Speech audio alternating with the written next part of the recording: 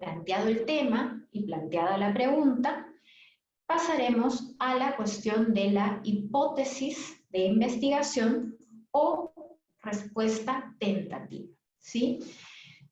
A menudo se suele entender que las hipótesis son propiedad, por decirlo de alguna manera, de las ciencias más duras, ¿sí?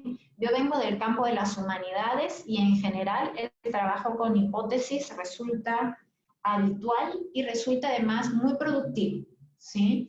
Tal vez nos podamos sentir más cómodos con la noción de respuesta tentativa, como menos propia del campo de las ciencias duras, pero lo que está claro es que en cualquiera de los casos, ya le llamemos hipótesis o respuesta tentativa, estamos pensando en una aseveración o en una proposición acerca de cómo creemos que son las cosas relacionadas con ese objeto de estudio que hemos definido. Se tratará pues de una proposición o afirmación directa, sólida e informada, que se propone como respuesta a la pregunta de investigación. ¿De acuerdo? Entonces, fíjense cómo tema, pregunta, hipótesis van conformando efectivamente este núcleo o corazón del proyecto. Hay 3 características que es muy importante controlar se cumplan en una hipótesis para no incurrir en error. La primera característica es que nuestras hipótesis deben ser informadas, es decir, deben basarse en el conjunto de conocimientos vigentes sobre el tema. Para ello, será clave que hagamos una consulta bibliográfica suficiente y preliminar en la medida en que la hipótesis se propone en los primeros momentos de la investigación. Por eso decimos que es informada, porque se nutre de la bibliografía y los antecedentes relevantes. Además, queremos que nuestras hipótesis sean relevantes en el sentido de ser pertinentes para la pregunta o problema de investigación que hemos planteado. Por decirlo de alguna manera, queremos evitar que se dispersen o se abran hacia otras líneas de indagación que no son las medulares a nuestro proyecto. Y finalmente, queremos que nuestras hipótesis sean verificables, es decir, que puedan realmente ser susceptibles de verificación o demostración a partir del análisis de datos recogidos del mundo, ¿sí?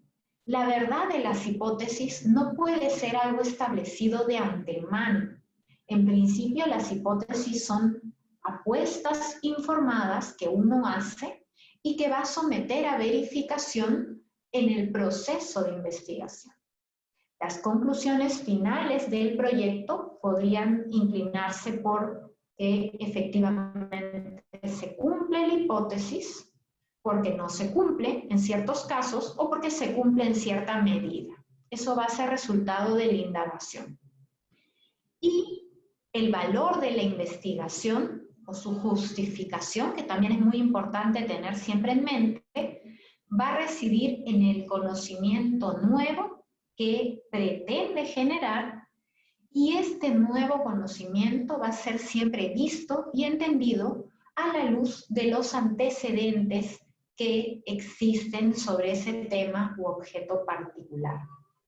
Toda investigación se constituye, pues, como un esfuerzo indagador que se apoya en las investigaciones previas.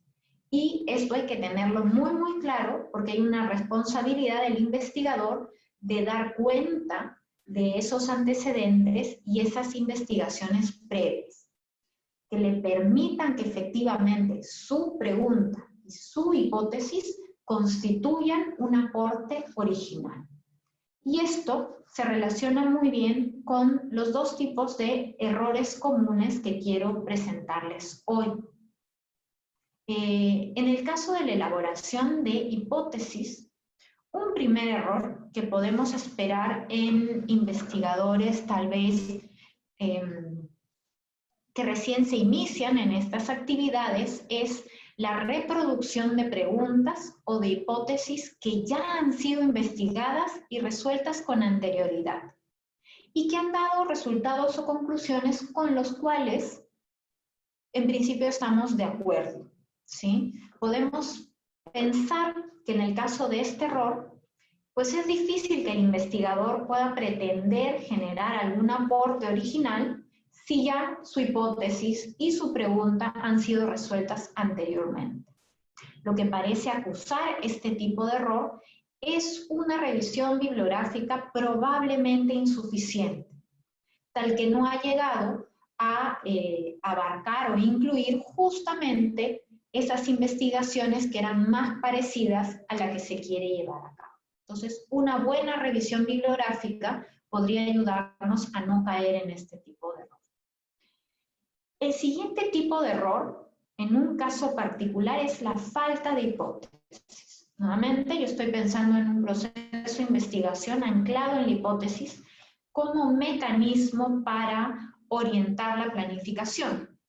Cuando no hay hipótesis, existe el riesgo de caer en el terreno de lo puramente compilatorio, en hacer algo así como un resumen de los antecedentes o de las fuentes que puedan ser relevantes, algo así como un estado del arte, sin que haya verdaderamente un afán, un propósito de articular una propuesta o establecer algún tipo de hallazgo original, ¿sí? Entonces, en estos dos errores comunes relacionados con la hipótesis, lo que va a verse realmente afectado es la posibilidad de hacer un aporte original de la investigación, ¿sí?